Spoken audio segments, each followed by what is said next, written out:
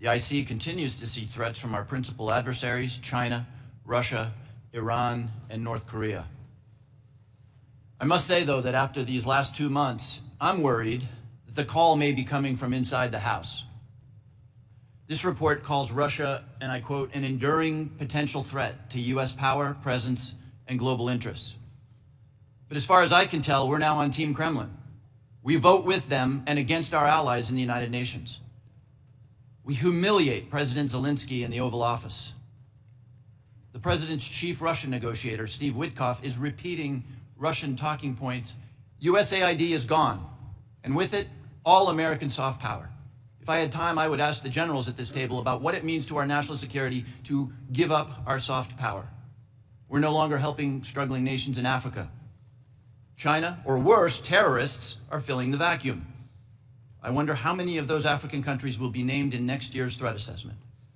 Thanks to Doge, the men we paid to guard the most vicious ISIS terrorists in the world in Syria walked off the job. Do you think we'll see their names in this document next year? Elon Musk fired the people who maintain our nuclear weapons. Does that feel like a threat to you? Apparently, all of this mayhem is cheered by the President of the United States and by 20-somethings with laptops and nicknames like Big Balls. But I've been doing this for a long time, and I know that Moscow and Beijing and Tehran and Pyongyang cannot believe their luck.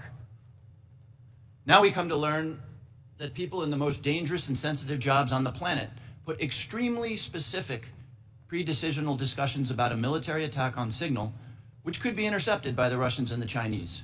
Everyone here knows that the Russians or the Chinese could have gotten all of that information, and they could have passed it on to the Houthis, who easily could have repositioned weapons and altered their plans to knock down planes or sink ships. I think that it's by the awesome grace of God that we are not mourning dead pilots right now. The two general officers sitting at the table and the people who work for all of you know that if they had set up and participated in the Signal chat, they would be gone.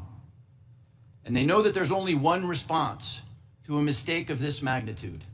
You apologize, you own it, and you stop everything until you can figure out what went wrong and how it might not ever happen again.